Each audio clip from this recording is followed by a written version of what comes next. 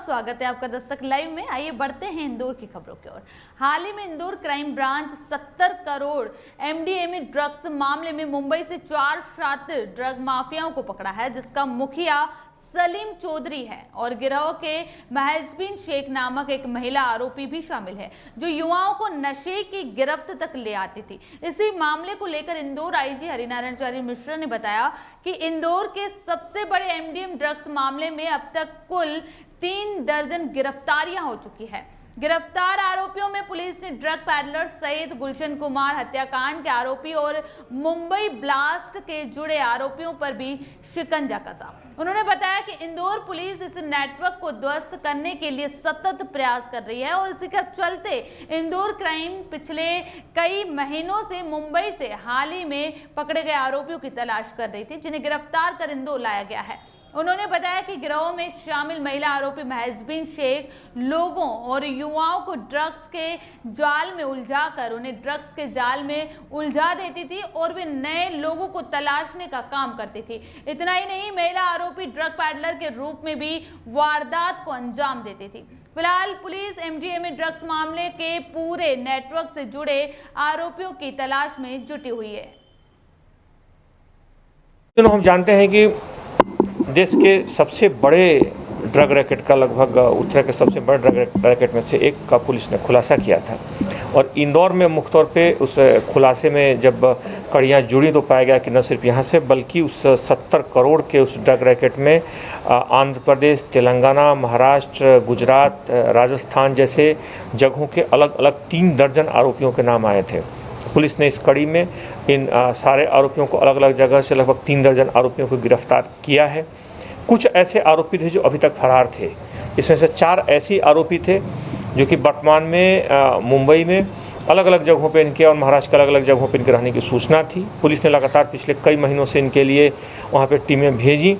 इस पूरी कड़ी में इनकी महत्वपूर्ण भूमिका थी, इसलिए इन्हें लगातार लंबी मेहनत के बाद इन 4 लोगों को पकड़ा गया है।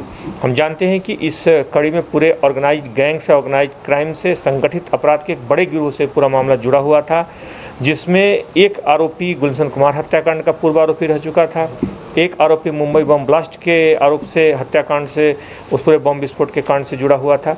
इस तरह के आपराधिक गिरोह के एक बड़े नेटवर्क से पूरा गिरोह जुड़ा हुआ था, जिसमें पुलिस ने हर कड़ी तक पहुंचने में सफलता हासिल की और सभी पर कड़ी कार्रवाई सुनिश्चित की है। इसी कड़ी में इन 4 लोगों के नाम सामने आए थे, जिसको कड़ी मेहनत के बाद पुलिस ने अंत पकड़ने में सफलता हासिल की है। सर, जो महिला पकड़ाई है सर, माना जा रहा है कि उनसे कई चीज़ें खुलासा होने की उम्मीद है। सर, अब तक पूछताछ में कुछ सामने आया है सर, और भी कुछ इनसे जुड़ी हुई लिंक सामने आएगी सर? इस महिला की भूमिका मुख्य तौर पर युवाओं को इस रैकेट में जोड़ने से और उन्हें इस दुष्चक्र में फंसाने के रूप में सामने आई है। कई बार एडिक्ट बनाने में, यहाँ पे ड्रग का मुख्य तौर पर पैडलिंग वहाँ से लाने में, ले जाने में, नए लोगों को जोड़ने में, इस तरीके से ड्रग पैडलिंग के एक बड़े गिरोह के रूप में वो काम कर रही थी। बहरहाल इसका नाम पूर्व में आ चुका था, लेकिन इसकी पहचान और इसकी लोकेशन, इसकी अवस्थिति मुख्य तौर पर स्पष्ट नहीं थी। लेकिन लगातार कड़ी मेहनत के बाद पुलिस ने इस पूरे मामले का, इस गिरोह का न सिर्फ भंडाफोड़ किया बल्कि उसे पकड़ने में भी सफलता हासिल की और कड़ी कार्रवाई सुनिश्चित की है। से भी जुड़ा हुआ नाम सामने आ रहा है,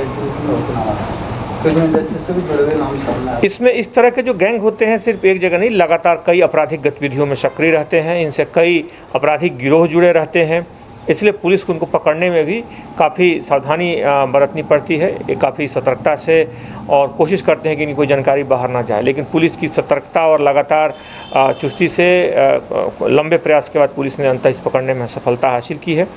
कई लोगों से जुड़ने में नाम सामने आए हैं, लेकिन अंततः पुष्टि होने के बाद और मुख्य तौर पे इनके बाकी जो तथ्य हैं उसके वैधानिक तौर पे साक्ष्य मिलने के बाद ही उसमें किसी नाम के जिक्र किया जा सकता है। सर, देश की सबसे बड़ी कार्रवाई है, इंदौर पुलिस की सबसे बड़ी सफलता मानी जा रही है। सर, लगातार जो अभी जो पकड़ा है उनसे सर और भी आगे लिंक रहेगी, और भी आरोपी पकड़ाए जाने की उम्मीद है सर इसमें? इस कड़ी में जो भी अंतिम कड़ी तक आएगा, इसमें कहा गया कि इसमें उस व्यक्ति से जो इस पूरे ड्रग का पहले पूरी तरीके से चलाने वाला मुख्य जो व्यक्ति था, जो कि आंध्र प्रदेश का था, जो पहले मध्य प्रदेश के भी रतलाम से जुड़ा हुआ था, तो उसके जगह से लेकर के उससे जुड़ी जितनी कड़ियाँ, जिसने भी इसके उत्पादन में, इसके परिवहन में, इसके बेचने में, विक्रय में युवाओं तक पहुंचाने में या छोटे स्तर पर अलग अलग पार्टियों तक पहुंचाने में, किसी भी स्तर पर किसी भी रूप में अगर इस ड्रग के कारोबार में अगर किसी ने कोई भूमिका निभाई तो पुलिस ने उसकी भूमिका को न सिर्फ रेखांकित किया, भूमिका को पहचाना, बल्कि उस पर कड़ी कार्रवाई भी करी।